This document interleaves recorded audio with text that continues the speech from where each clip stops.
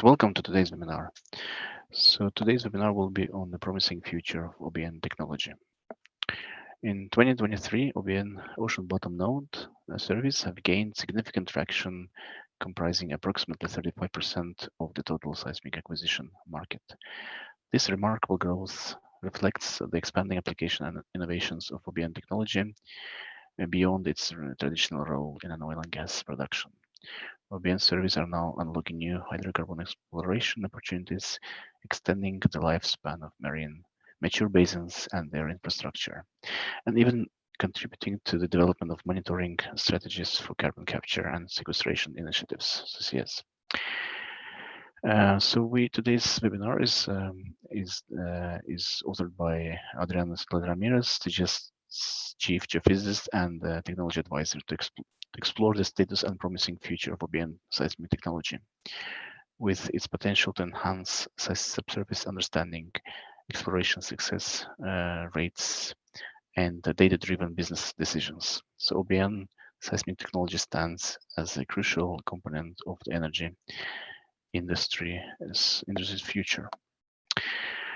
Adriana is a Mexican citizen who has a PhD in physics. She is TGS's Chief Geophysicist and Technology Advisor and Head of Quality Assurance for Eastern Hemisphere.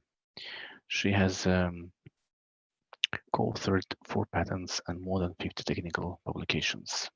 And she has volunteered and with various arenas on ECG, EAG in different roles. She's the chair of DISC, Distinguished Lecturer, and past chair of the board of directors of SIM. And with this, we'd like to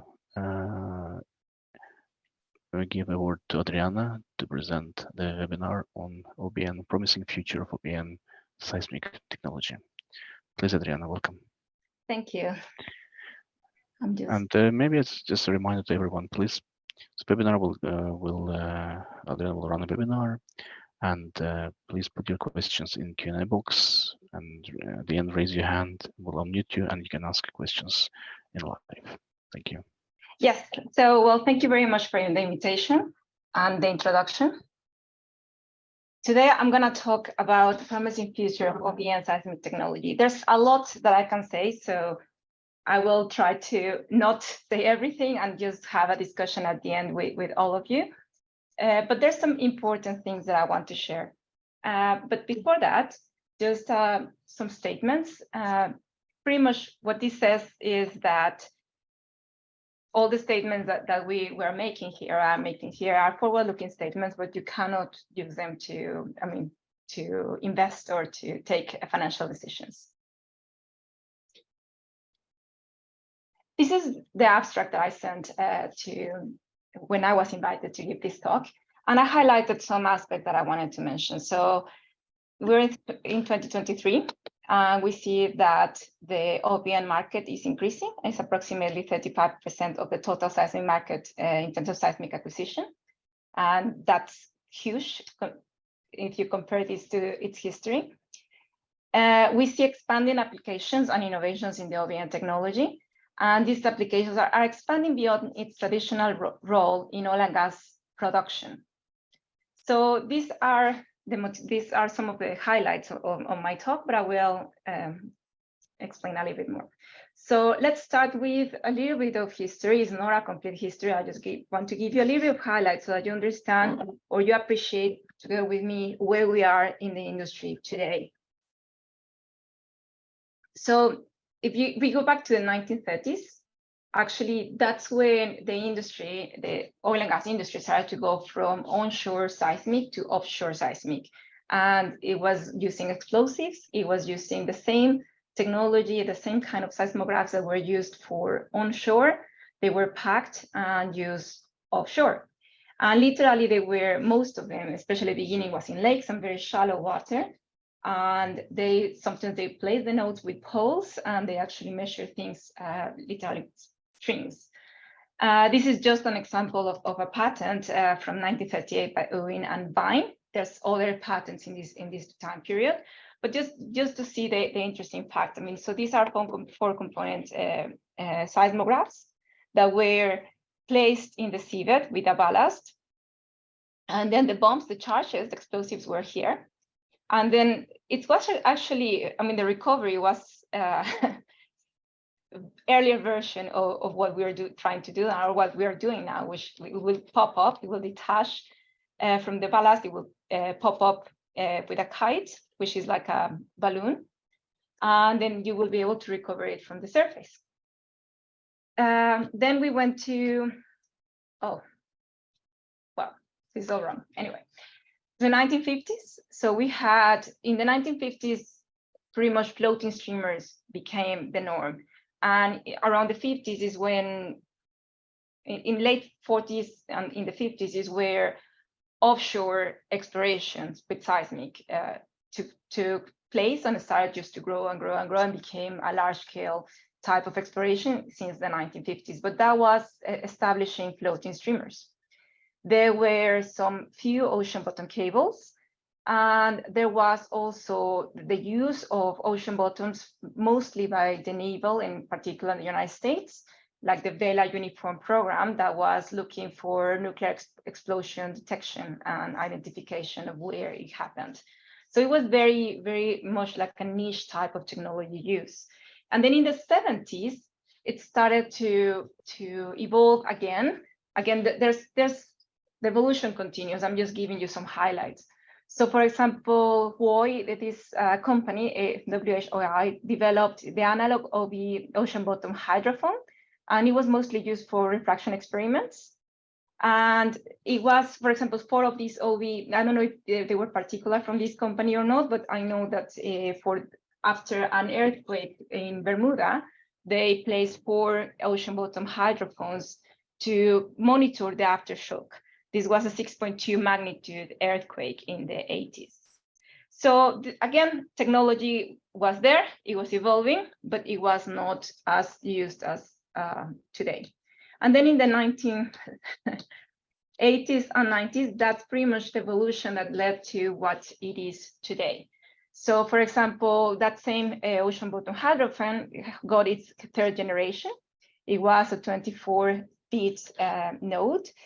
And something interesting is it could continuously record for about 5 days if you were recording 250 samples per second, or it could record over a day with 1,200 samples per second. So it is not continuous recording, and the batteries were not what they are today, but the evolution was there. And then there were other developments also in the 80s. And one of them is Statoil's Seismic. So Statoil is now Equinor.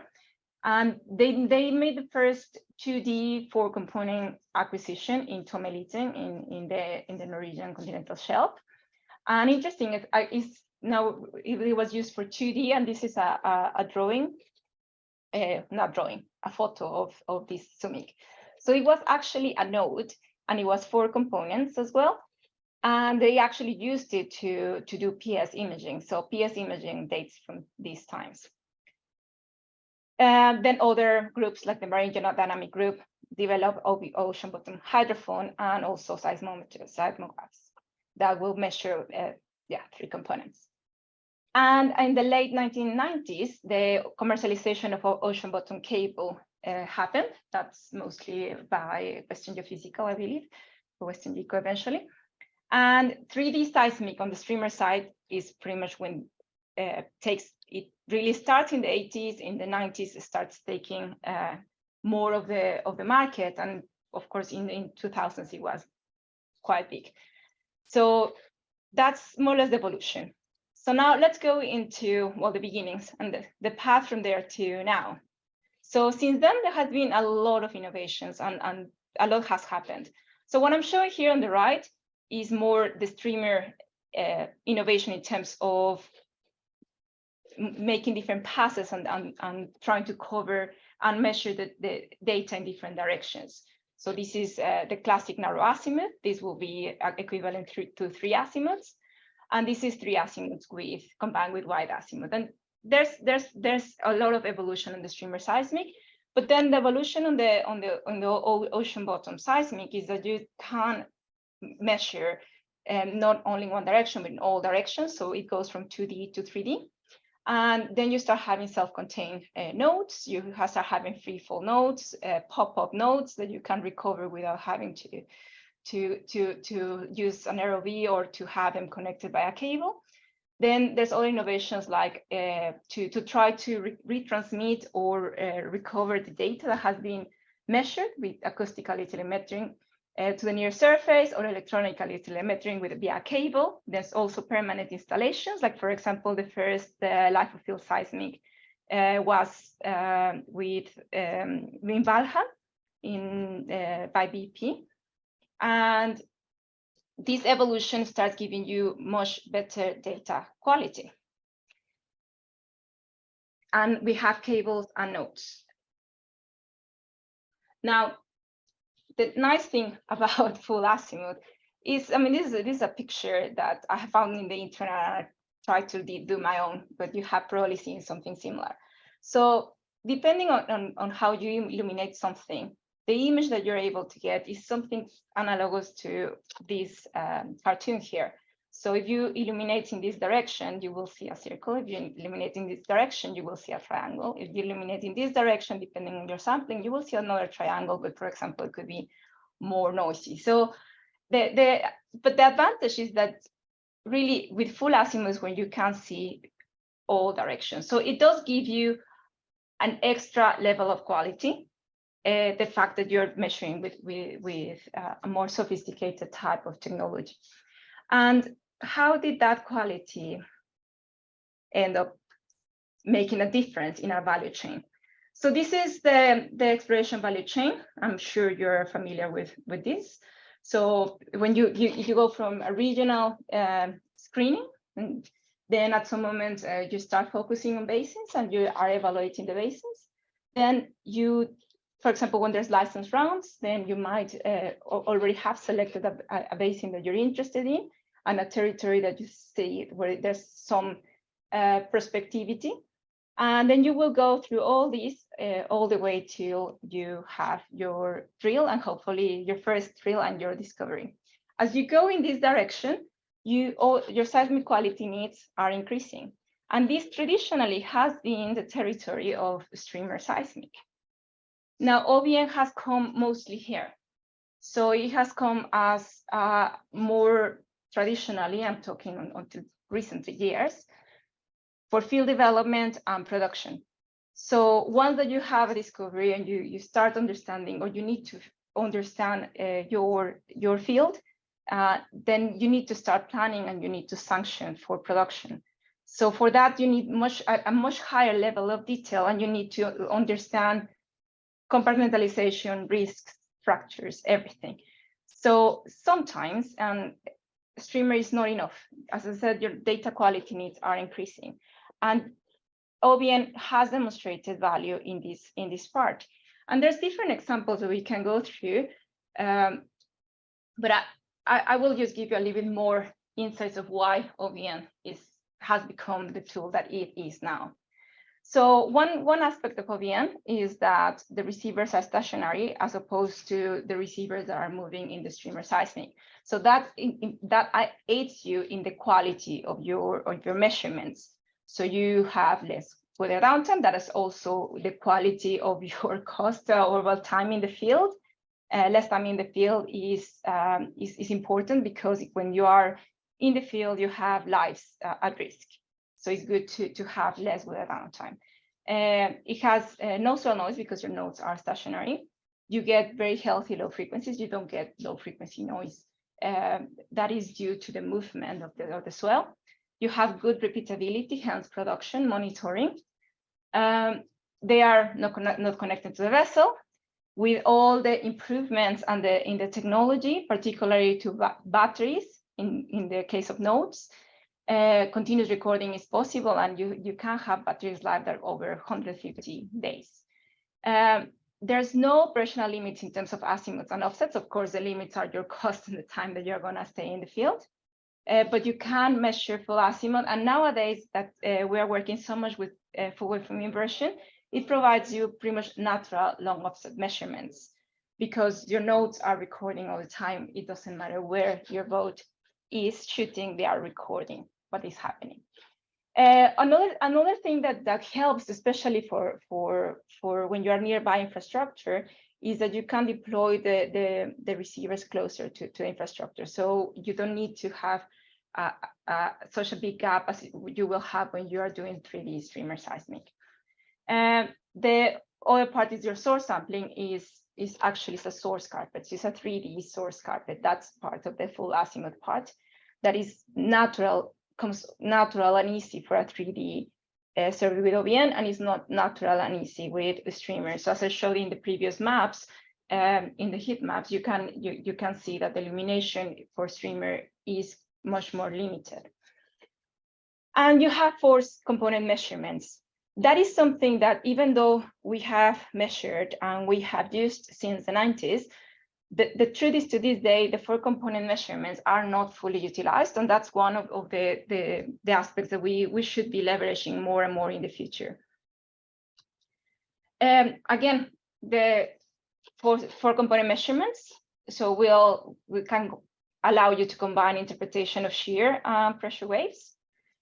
Shear waves are important for lithology, fluids, fractures. So, for example, because shear wave will not see a fluid, so a sand that is filled with a fluid that can become invisible next to another type of sediment, it will be visible for shear waves.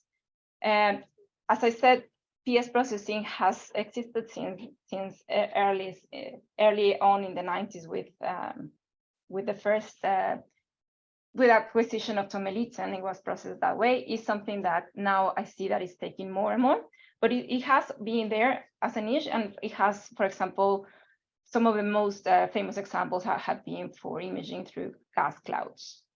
And nowadays, one of the things that we see is also the use for elastic inversion. Here you have measurements of shear and of the full elastic shear and pressure.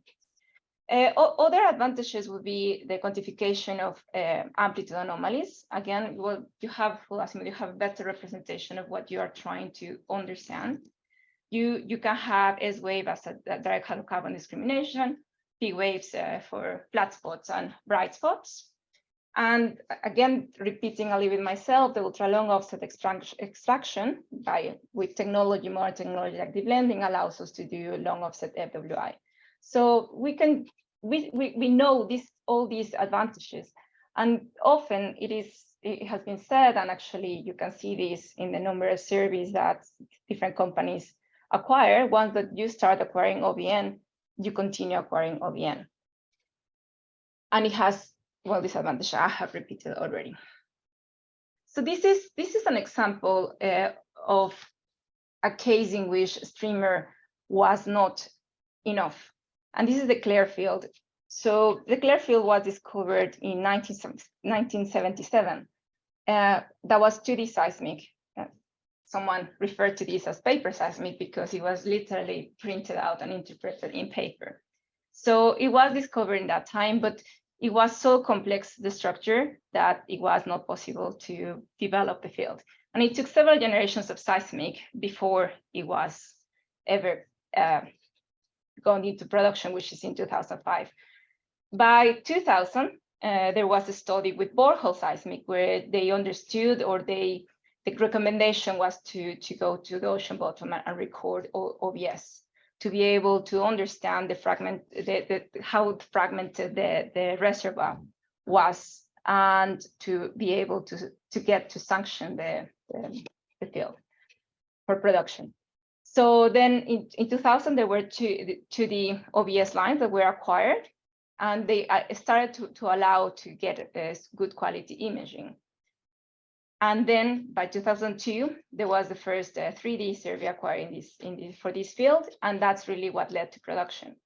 So this is an extreme example where streamer really was not allowing to understand the field and to be able to develop a field.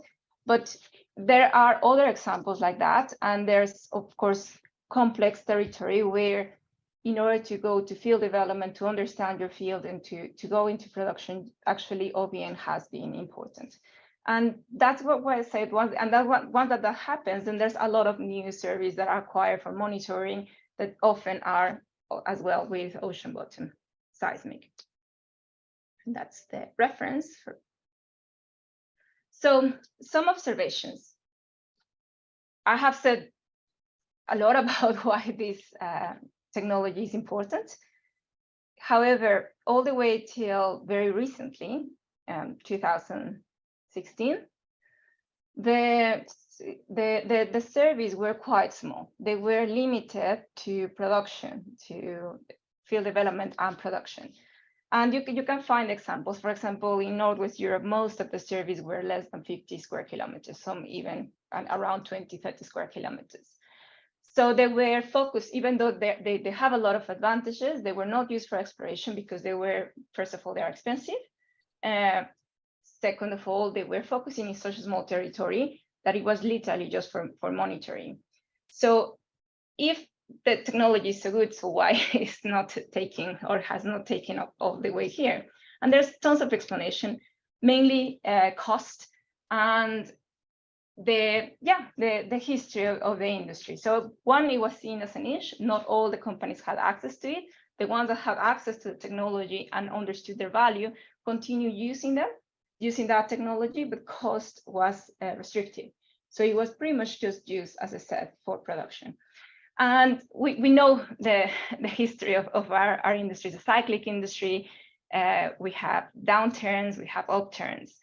And the main technologies from modern ocean bottom seismic really come from decades before, the 2 decades, particularly the 1990s, before this picture. That is showing the seismic industry revenue in this graph, and some of the downturns or some of the events that are also correlated with downturns. But one of the aspects, I was talking with some of my colleagues, and actually I remember my early days in the industry where people would talk about there's a downturn and there's a lot of people laid off or complete units removed. And for example, in the early 2000s, one of the units that was often removed from the seismic industry or rebranded into, not rebranded, people were moved to do something else, was multiple component seismic and ocean bottom seismic.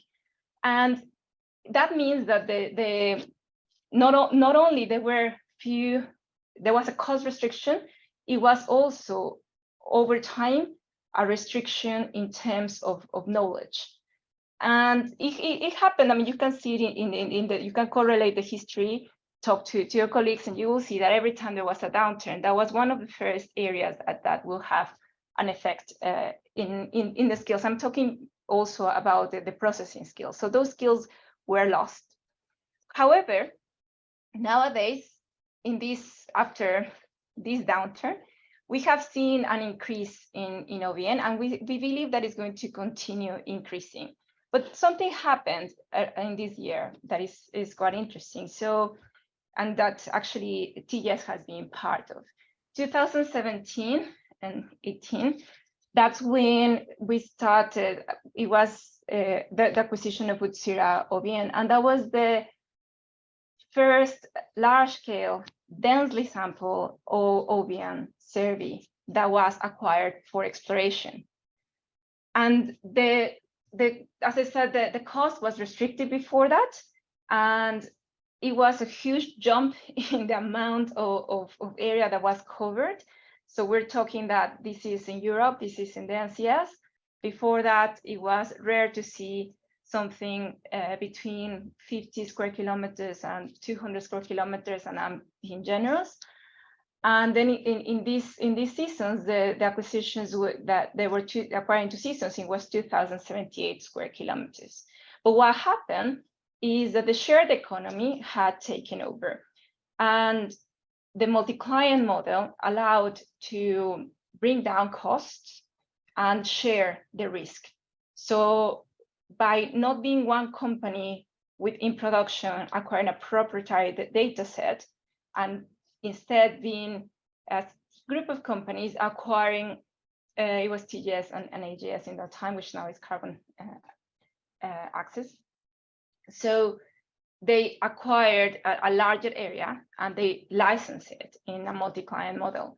So that really changed things. And then at the same time, in the Gulf of Mexico, another really large scale survey was being acquired, and that was the amendment survey, which was different because it was sparse nodes, 1 kilometer, but with offsets all the way to 60 kilometers. And these two surveys that were acquiring this new business model for OBN actually changed the way and the scope for OBN. And literally brought OBN to the exploration market, particularly in mature basins. And we can talk more about that, but that's pretty much where it came from. And why is that? So why mature basins? So mature basins are areas where you have a lot of production already of oil and gas. So you have a mature basin as a prolific basin.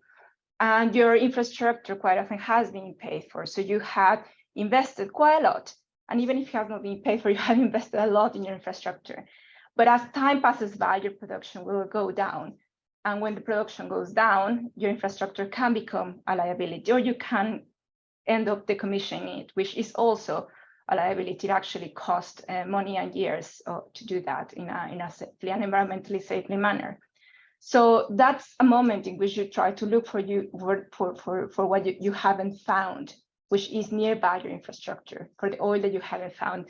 And that really has been one of the key drivers for the new turn in OBN that as I said, has changed the tradition of having a downturn and removing or downsizing the ocean bottom expertise.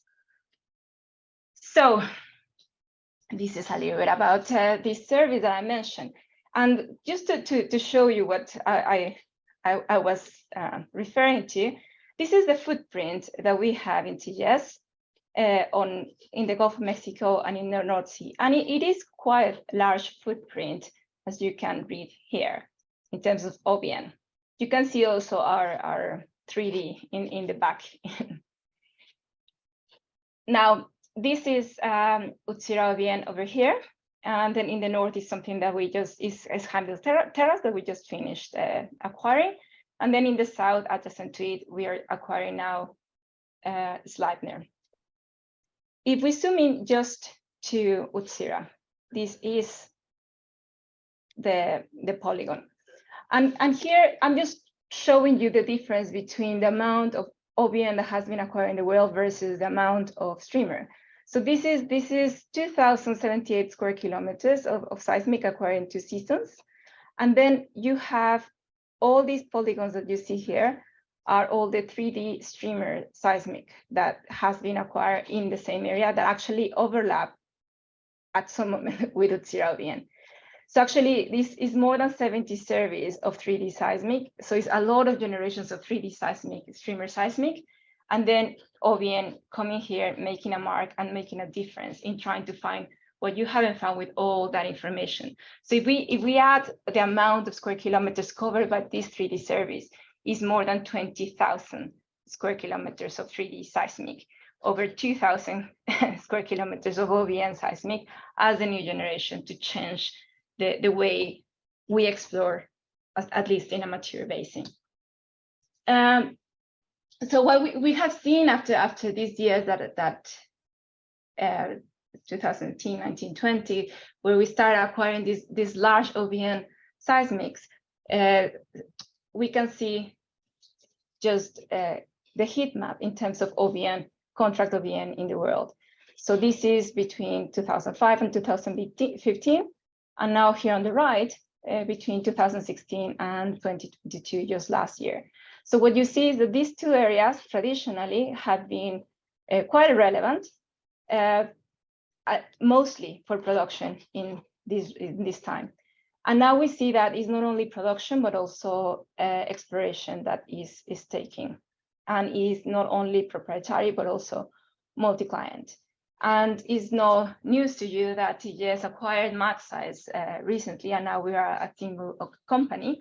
And together, we have acquired over 132 service, which is more than 50% of the market, that's of total market of OBN. So the company now has more experience, and we have more insights, and we get to see more of how this technology is used and how we're thinking and the industry is thinking about it in the future. So that brings us to today. I talked about this. So exploration in mature basins. This is from the Gulf of Mexico. And what we see is that pretty much all the way till very recently is mostly streamer seismic. And we went through a lot of evolution of streamer seismic, but this is a mature basin. Now we're trying to find what we haven't found with all this technology, with all this money spent, all these generations of not only 2D seismic back in those days, but a lot of different 3D seismic and a lot of different technologies to image the subsurface and to understand the subsurface. Now, what is really taking over and is changing the way we explore in a mature basin is the sparse nodes. And it's a similar story, as I said, in the Norwegian continental shelf and the North Sea, where we have deployed as an industry hybrid service, densely sampled service, and larger scale service for exploration. And it's changing again what you're looking for. Know what you're looking for, what you're finding. You're trying to find something that you were not able to find with generations and generations and generations of 3D seismic.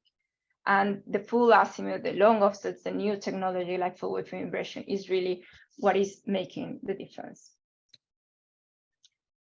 Now, among the different technologies that have made an impact and particularly benefiting from the long offsets and the good quality signal of OBN, healthy low frequencies, very little noise, I mean static receivers, as long records as you want, continuous recording, etc., is dynamic matching FWI. In our case, we have been using it pretty much in all our OBN service. And we are able to extract not only a velocity, but from the velocity, we can extract an image.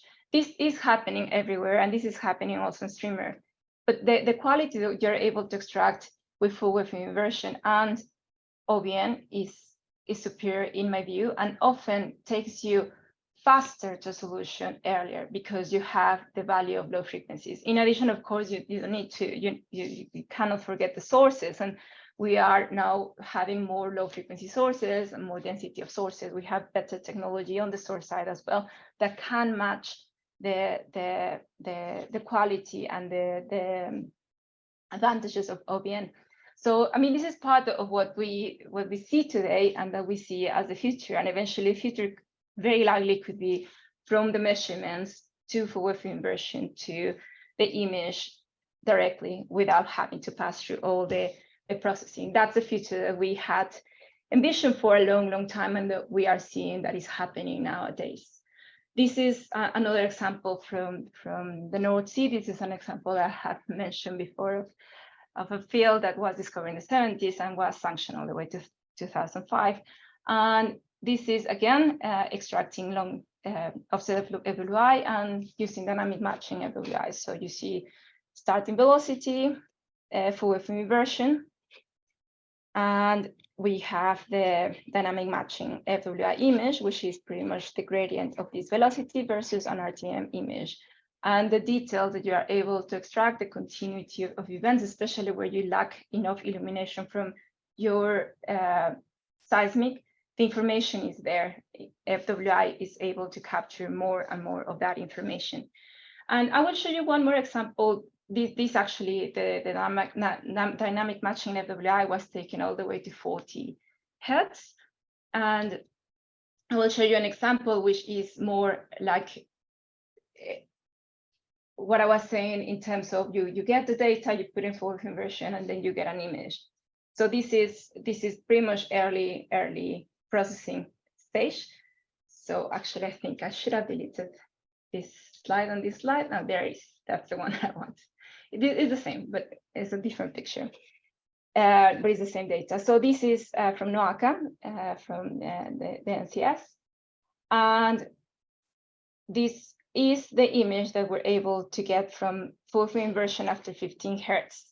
And this is the Kirchhoff migration that we get from using the whole frequency range of the data.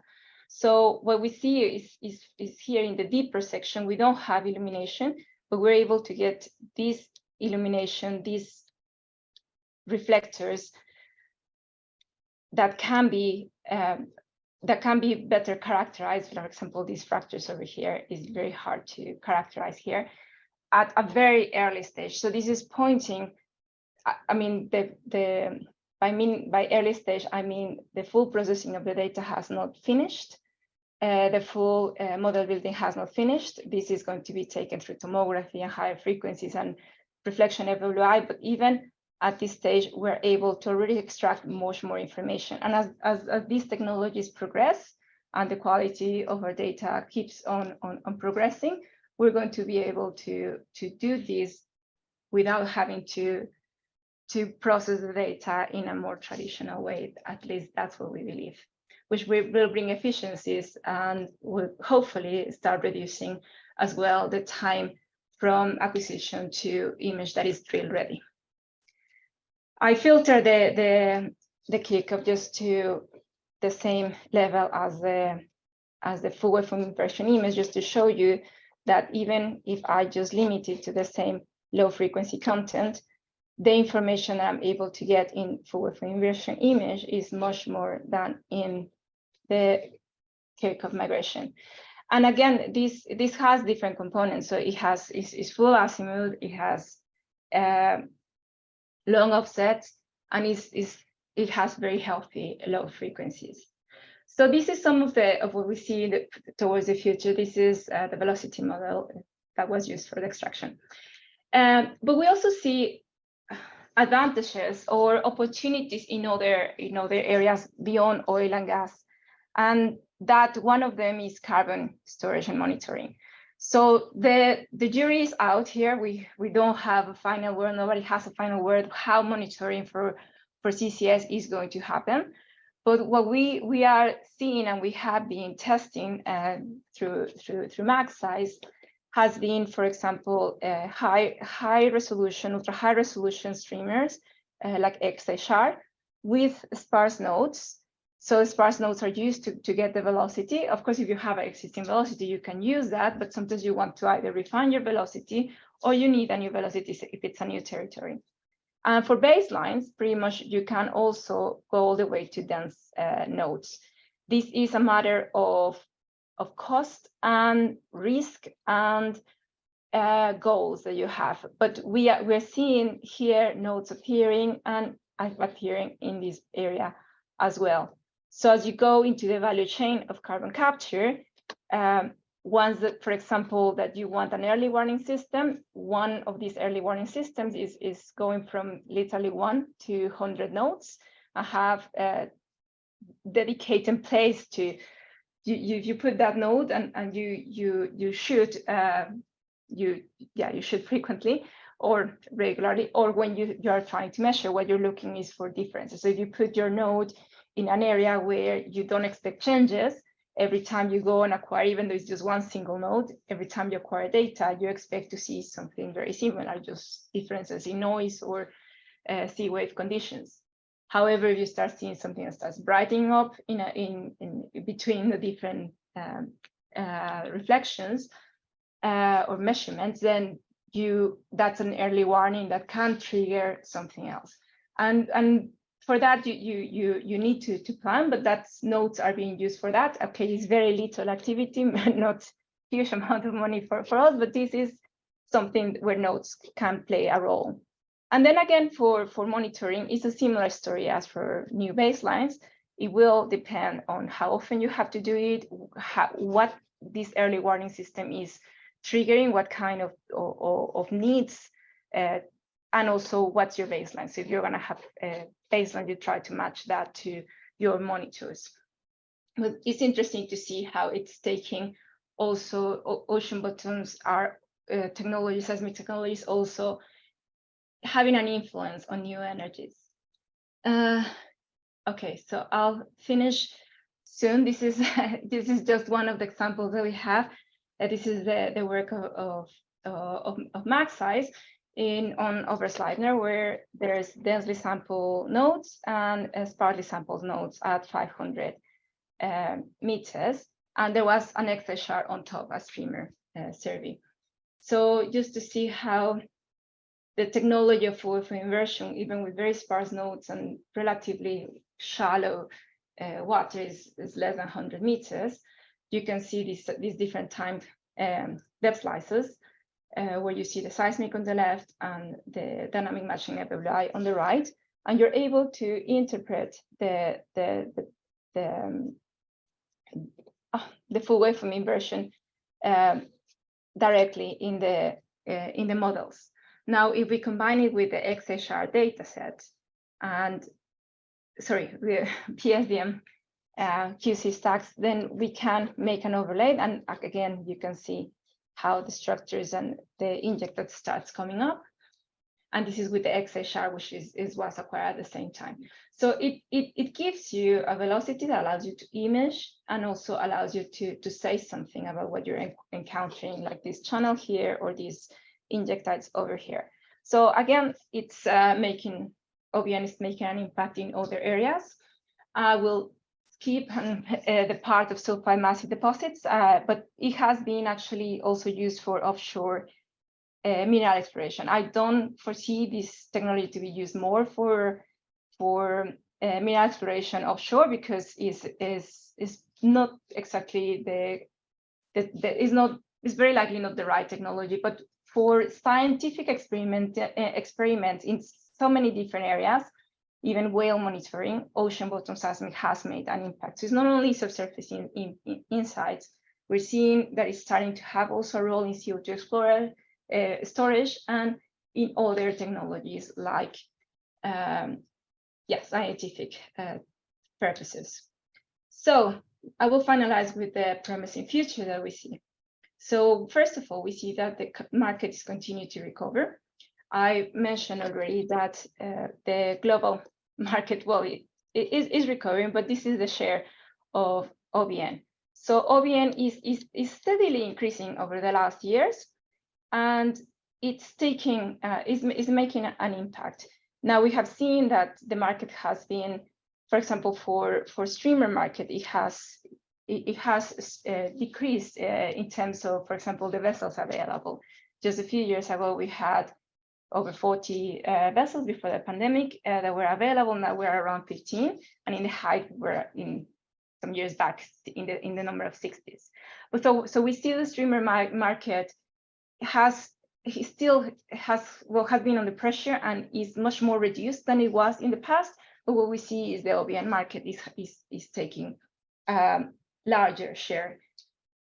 And in terms of opportunity, and I'm showing this just in terms of the different companies. I'm not presenting which company is this, but for different companies, once that they start using OBN, they keep on using OBN. This is an example of one of the companies that started quite early. And you can see each one of these companies, as time passes by, even the ones that came up rather in modern times, recent years, once that they start doing OBN, they continue doing OBN. So it's a technology that has demonstrated its value. We're just working on using it beyond its traditional area, and of course finding better ways of acquiring the data, making it more efficient, more effective. So this is now the time. So we believe we're quite well positioned for this market opportunity, and again we're the largest OBN acquisition company and with the largest experience in the industry.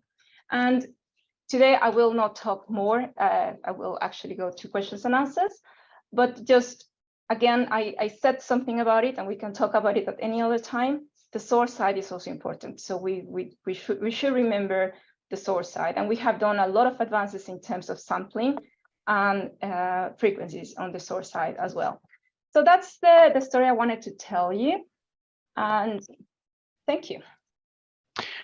Oh, thank you very much, Adriana. It was a very interesting, very informative webinar, and you went through the history of the OBN technology and also the insights and future uses and what sort of applications we see. There's a couple of questions we have. First, we take a question from the Q&A box. How can you plan for real-time QC, which cannot use same approach as land survey due to low receiver density? It's an anonymous attendee, but if you want to ask a question, please raise your hand. If you take the question first, then we go forwards. Yeah, well, I guess it depends of what real-time QC you're talking about, because especially with nodes, you place the nodes and they are continuously recording, and then you record the nodes and then you get the data. That's quite often the way it happens. So you will QC, for example, the sources. You will have you will QC the placement of your nodes, and you will QC the data when you recover it. It's different when you have cables connecting and transmitting the information. Then you can have a more real-time QC of the data as in permanent installations, but it's not the same as streamer seismic. Sorry. I mean, it's not impossible either, because you can have systems that communicate to the nodes, right? So, for example, the AUV type of systems transmissions, but also AUV type of systems where robotics now are able to fly and do some subsea work for installations, right? So maybe it's not impossible that they can also work in this type of environments. That's very interesting aspect of it. Anthony, would you like to ask a question yourself? Okay, can you hear me? Yes. Hi, Anthony. Sure. Excellent. Yes. I'd often thought that these ocean bottom nodes were a great opportunity to put more than one type of sensor on them, to do perhaps a multi-physics measurement, possibly a MEMS accelerometer for gravity, or even an extension of the accelerometers you're using for the seismic, perhaps magnetic measurements, perhaps even spontaneous potential to maybe get some different parameter measurements, maybe even expanding the mining application, seabed mining applications. Is that being pursued? Yeah, actually, we are developing, we have been developing, and this is something that started in Equinor, then went to ION, and then went to Maxize, and now it's TGS. For example, a 6C node, which is a 6-component node that uses hydrophones and geophones, so you're able to get multi-component measurements, elastic measurement, but also the pressure measurements, and you get the gradients as well, because you're putting in different directions and different positions there, and you can make the difference between your hydrophones, for example. But these nodes actually can be used for multi-physics as well. So that's in terms of you can change the type of instrument that you use in the nodes inside. And that's something that is being developed, and it's part of the future. We have also, as in the Atlas 3, which is the cruise that we did to the Arctic together with a lot of other companies and universities, and NPD, to the Mons Ridge. There were some nodes used as well to measure OBN, but that was a field experiment, and there was CSEM nodes as well to do the measurements. So it is possible to attach more things to this technology and to do more multi-physics and multi-purpose type of service. Excellent, thank you. Thank you. We go to Richard Thoburn. I have a question. The question from the Q&A box. Yvonne Montiel is asking, how is the image of OBN when the formation is some formation salt, basically subsurface salt type here? It seems that it could be easy to visualize based on top of the salt. Yeah, actually, what I showed that example from a mainland where we have FWI image of the top and base of salt. Let me see if I can share it again. But yes, I mean, it's been actually that has been one of the big successes that we have had in the Gulf of Mexico, in particular, but it's expanding everywhere, and it's pretty much you can see it also in Brazil with our OBN service. But in the Gulf of Mexico, it has been literally changing the structural understanding of the salt and the subsalt and the pre-salt. And this is given the long offsets and low frequencies, right? So that helps imaging technology as well. So it comes from both. You have better illumination, and combined with the high-end tools for imaging also contribute, or they get benefit from better illumination of the data in the data. It's a combination of illumination. The instruments have become much more accurate as well, less noise, the very long offset, and the processing technology. So less noise on low frequencies, for example, more stable low frequencies. Exactly. So the value of these ultra long offsets really, you will not capitalize on that value with traditional processing. You need to use and match it to a processing technology that utilizes that wave field. Let's see, let's go to the Q&A box. And do you think that bringing the sources to the sea bottom will be a reality in the future? I guess that's something with the vibrator type of sources, if I'm not mistaken, but what do you think? Yes, I mean, I'm just kind of showing, I just wanted to show for this person, this is salt. This is salt, and you can see the feeders, and you can see the salt here. And we have plenty of presentations about this, even some presentations that are online that you can access video and publications on our work in that part of the world. So the realities of the sources on the sea bottom, was that the question? Yes, bringing sources closer to the sea bottom. So as a receivers on the sea bottom can bring them closer. Yeah. You know, I mean, I don't know the future, and I would think right now no. But it's because of the prior experience that has existed. So Lars Amundsen in Equinor actually was telling me about this long time ago. There was this patent to that, and Statoil back in the days before Equinor, they developed a source that goes all the way to the ocean bottom and creates shear waves, not only P waves but shear waves. And it had a skirt, and the skirt goes inside the earth and literally kind of blades to create a shear. However, what I know of the story that was told to me is it was used actually at a survey. The problem is, and then a contractor rented it or took it for a test. I really don't know, but actually the skirt got stuck in the seabed, and then it had to be cut out. So it's, you know, it's not the same as having a fibricides in the onshore.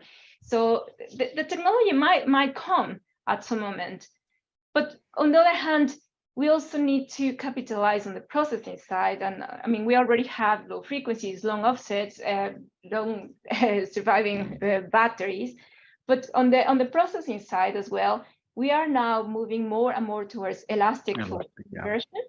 And if you have the shear measurements, even if you have them on the receiver side, then you're able to capture that information. And with the 6C, for example, not only you will have the derivatives only of the pressure field and the multi-component measurements with the geophone or accelerometers, you will also, by having a derivative that is pressure only versus an equivalent of derivative that has pressure and shear, you can literally subtract them and separate shear wave from P wave without having to do PS decomposition. And that already gives you a completely new input, good quality input for an elastic inversion. So there's a lot of things in the future that are happening today with technology today, our technology that is pretty much about to take over. Very good, thank you. Next question from Michelle Bouya. Thanks, Adriana, for a great talk. Which technology you envisage to further reduce OBN costs? Maybe recording also rotations could help. Yeah, I guess rotations, that's the angle, the pitch and the angle of the components.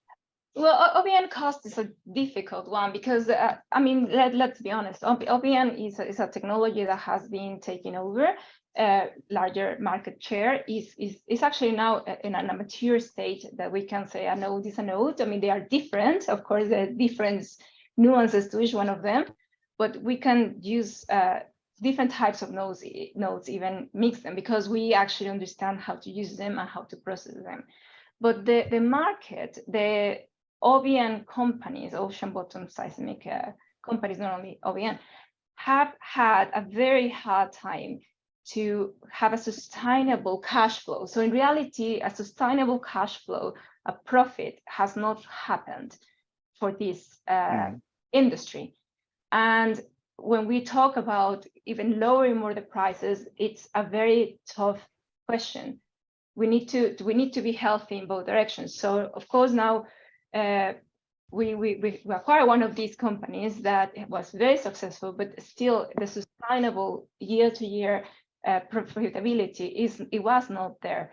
And it's coming. It's with efficiencies, with new technology, and efficiencies can be also on the source side, because right now pretty much we are doing a lot more effort on the source side. So we are looking into more sources, not only low frequency, high frequency, but also more sources. And this is a trend that we have seen. We're also looking into apparition type of multi-sourcing, where it allows you to shoot much more often, more sources, and blended. You have much more heavily blended data. But if you can properly blend that, then you can utilize the data set. But I mean, it is a balance between what you want to, what you want to pay for something, how much it actually What's the costs. benefit? Yeah, what benefit you get? And in a sense, the next question: what are the type of seabed survey required?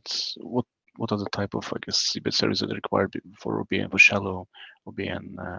What's the solution, let's say, for shallow OBN less than 50 meters? And in a sense, maybe can I can add to this question, but perhaps if I can then, because traditional OBN surveys are traditionally made for reservoir monitoring, reservoir imaging, right? It's the deeper energy, and below this some overburdened complexities.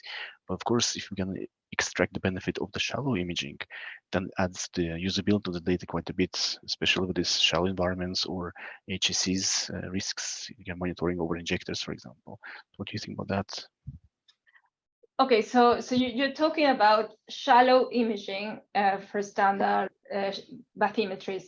So I mean, we have seen a lot of progress in terms of, well, one, when we are doing densely sampled surveys, we have lowered the prices just by the shared economy, multi-client type of exploration.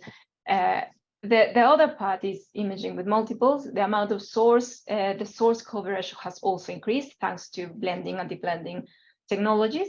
Imaging with the ghost, so downgoing energy imaging, has pretty much, it is now a reality. It's just a standard type of technology. And there's also the possibility of hybrid service. I mean, again, in materials, you have so much streamer seismic that you can take your best OBN velocity and migrate your streamer seismic if what you're looking is for the very shallow. Reflection of FLOI as well is updating the structure at different levels. Now, if you're talking about bathymetry, less than 50 meters, we're talking about transition zone pretty much.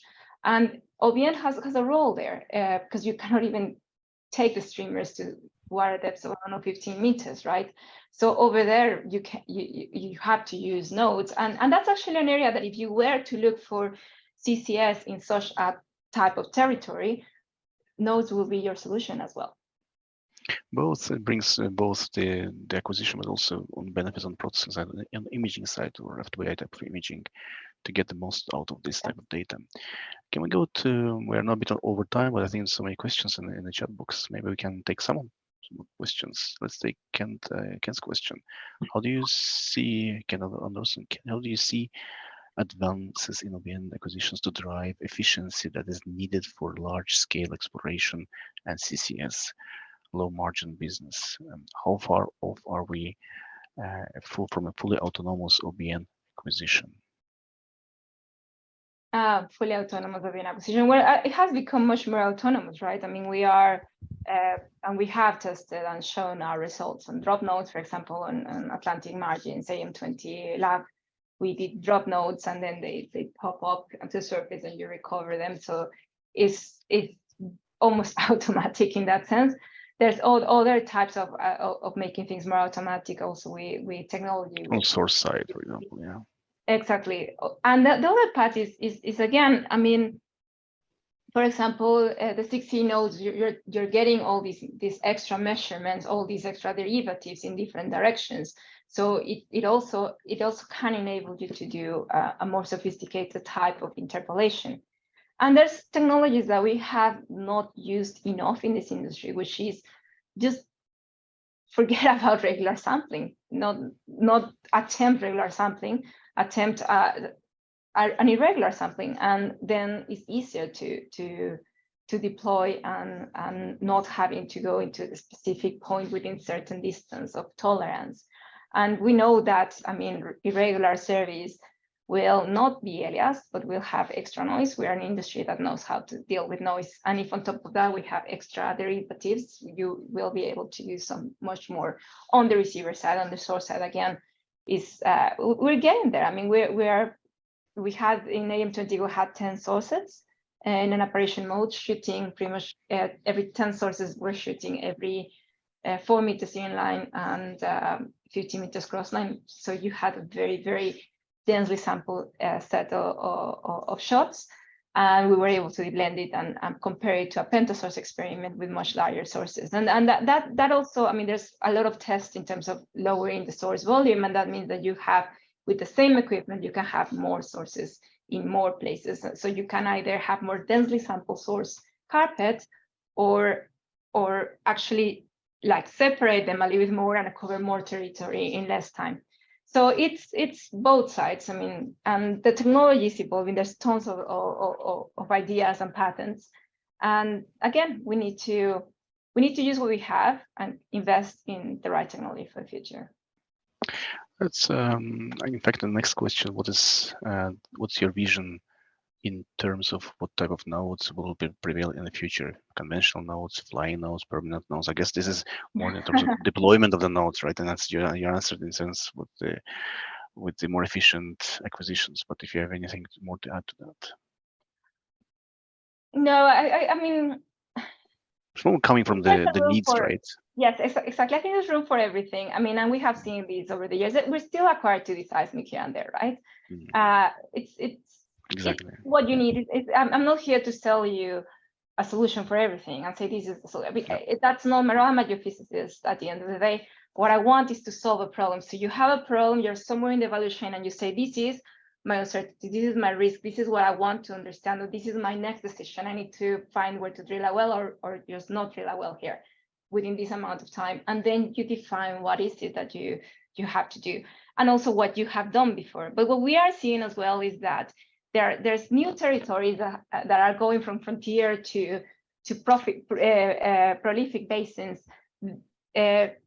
in very recent years or months, where the question is, can we skip a generation of seismic? Can we, instead of go for 3D streamers and refine our model, can we just skip the generation and go directly to OBN? And that's an option that we can consider, especially in areas that will be or are becoming very prolific. Yes, and it becomes based on the needs, as I said, where in the areas where we need more denser stations, more denser nodes, and of course flying nodes or different type of nodes. That's based on technology, and technology is also on EAG recently then presented presentations and examples of self-deploying nodes. And the same for the sources, hopefully in source boats or AV type of boats in the future. And also you need to think about where you are, right? I mean, in areas like in the Mediterranean, there's so much traffic, so much activity that you cannot, and there's also some areas where there's restriction, you cannot activate sources. So you need to think about passive. And if you're going to do passive, you need someone static in the seabed to do passive seismic. A lot of battery or a lot of connection to something, yes. Maybe another question from anonymous attendee. I mean, how can we know it works well, since the node survey tends to be sparse and one have its vessel to scout its status, unlike land nodes where it's much denser, which you can ignore some of the function very well. I guess the question is more, if I reformulate or formulate, is more that how do we know that nodes are working, all of them? But there is always a risk that some nodes will Yeah. No, and there's different technologies with, I mean, yeah, so that node is a node, but there's tons of different types of nodes, and there's nodes that you can ping just to, especially when they are for very, very long life of field seismic, where you can ping them just to make sure that they're still running, that the batteries are still active. Now, I mean, these every meter, like nodes are really not deployed. Every meter is usually much more larger. Yeah, it's take from the let's say from the end of the Q&A box from Dorian Caraballo. My question is about how is this OBN compared to acquisition with respect to fiber optic cables transmission? I guess I understand the question that way. Position with fiber optics. Well, fiber optics uses kind of light. Just to, yeah, and it's instant transmission with the well, almost instant with the fiber optic cables. So yeah, so the okay, well, sorry, go ahead. It's actually your expertise, I mean, so you can answer. No, the OBN nodes, I mean, nodes are nodes there. It's recording in the stations in the memory, right? But with fiber optics, you can, because it's a cable, so you send the light and you measure the strain, and then you record. But it's the same type of measurement. You also have a hydrophone, you have also accelerometer type of measurements. So it's a different measurements, but it's the same type of wave fields you're recording. At the end of the day, it's the same type of measurements. It's a different type of technology, different type of transmission as well, in a fiber versus recording it and then. Yeah, fiber has its own benefits in the sense, for example, if you have a large, so with fiber you have also an additional aspect of recording with the fiber itself, right? In addition to what the nodes receivers can give. Yeah. Can we go to Robolight? Thanks for the talk. You said OBN market is growing rapidly. Is this mainly PP market or PS, PPM, both PS, I guess? One question to formulate is elastic. Or... Yes. Well, I mean, as I said, I see growth in both directions. PP is growing. That's really what's growing the fastest.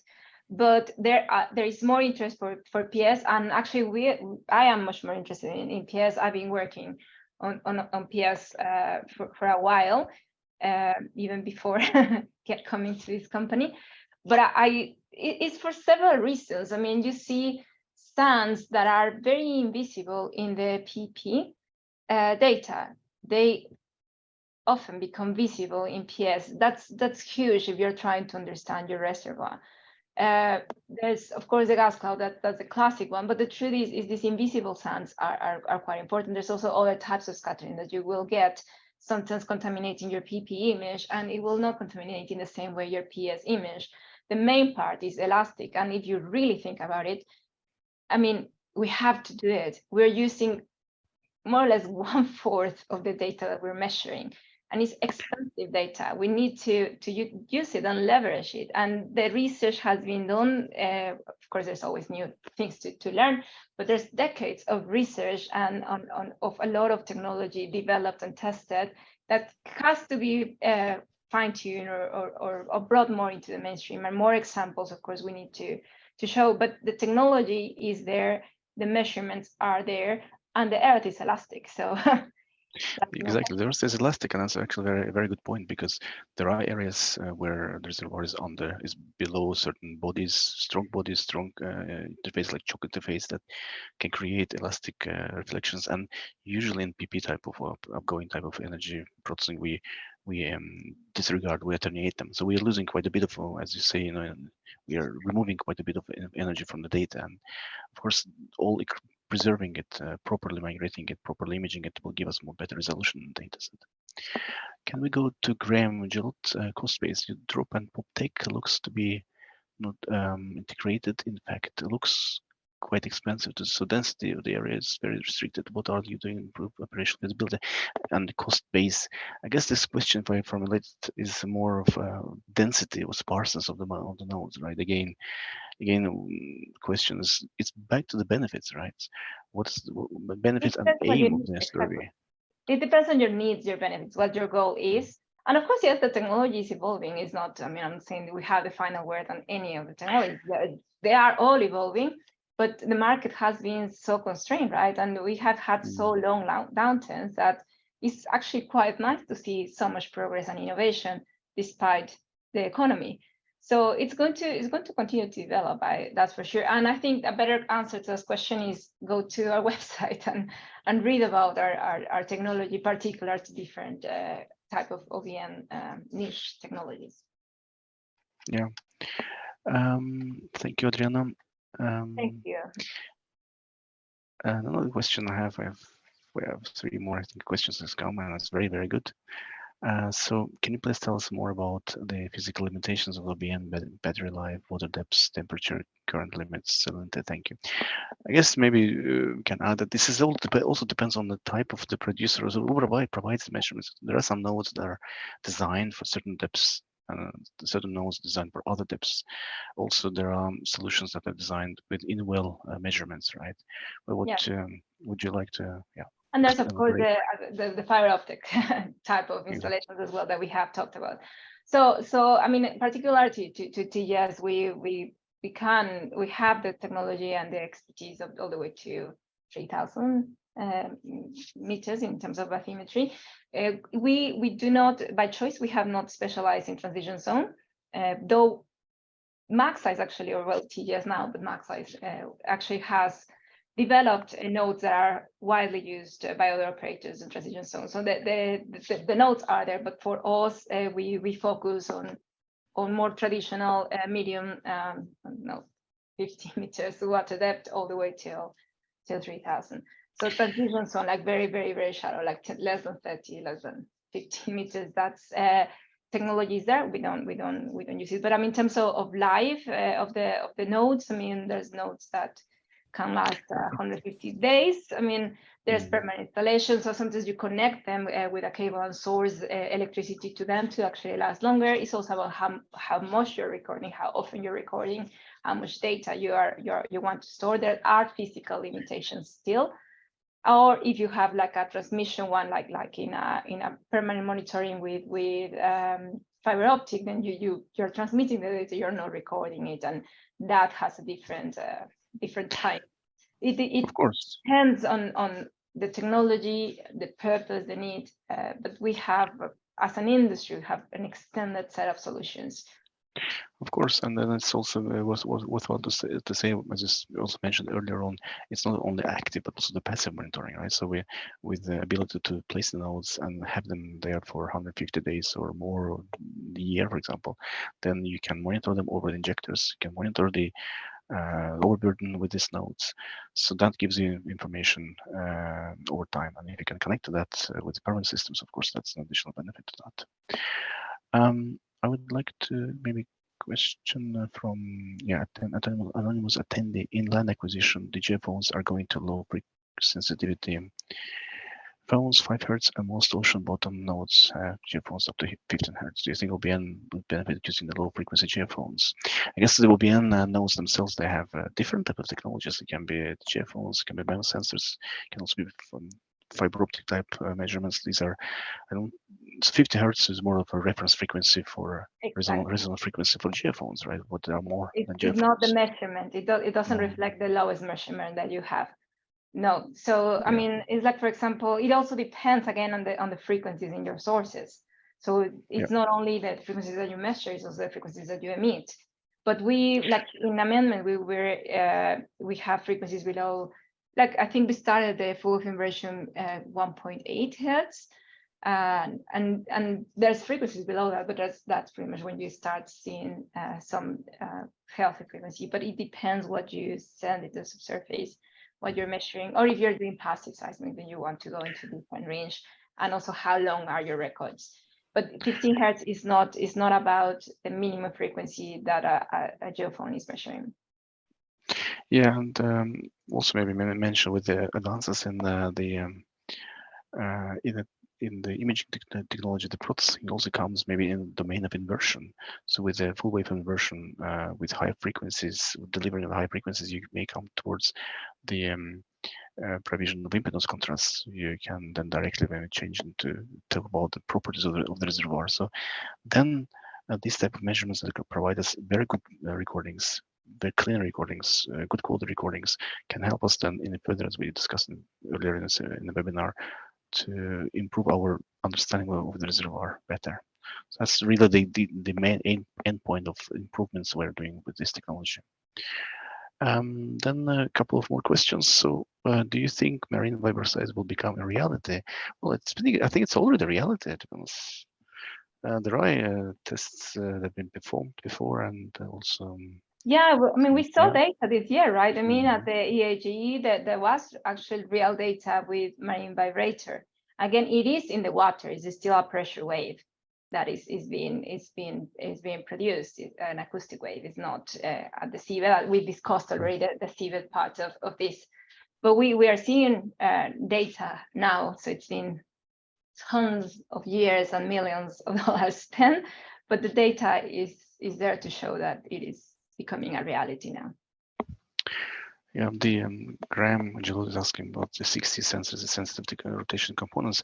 Interesting, the presentation was given by Osmond Schoen Pedersen on the EAG and about 60, and then hopefully there was an example also of the comparison between the traditional data and the 60 data, and I believe that they would also come back with more examples as they acquire more data in the future, and then share the ways how they actually get the benefit and process this type of data sets. Yes, so that's, I mean, it's still under development, but again, we have data now and we have had a very good collaboration with Equinor.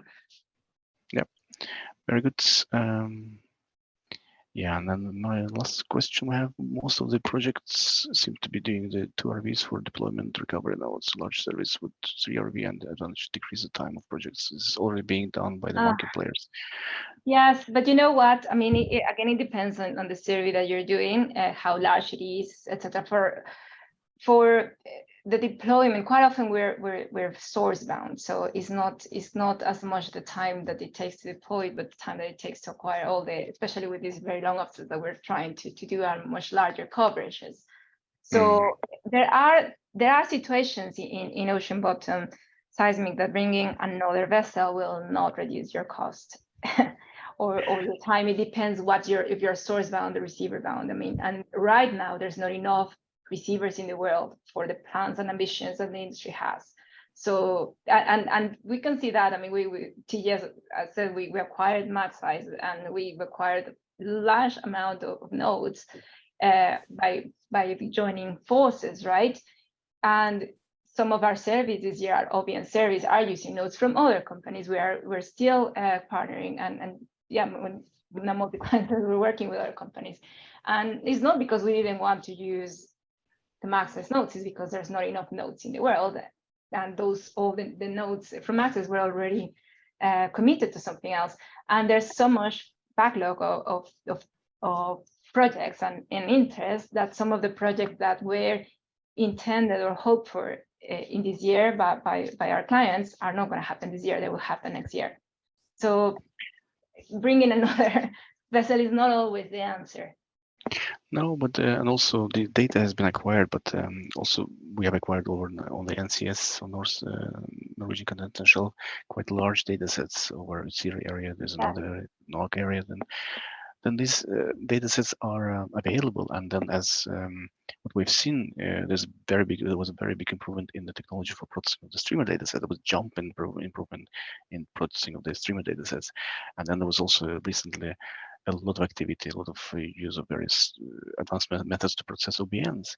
And what, of course, would like to see how that these data sets have been acquired. They're also being promoted and being used so that we can get more benefits and we can show it then to decision makers. This is the type of data set that brings us value, and then use that in the future.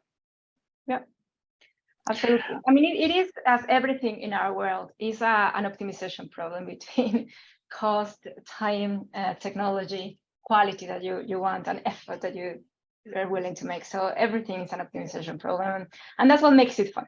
We need something every day. Great. Thank you, Adriana, for a very interesting, very good webinar. Been very interesting, very many questions, and a lot of interest, and fantastic, very good. And thank you to ECG and to Lori specifically for organizing this one, and thank you to all. Thank you. Thank you for the invitation, and thank you, Lori, and Emin, of course. Thank you. Hosting me. Bye-bye. Bye-bye.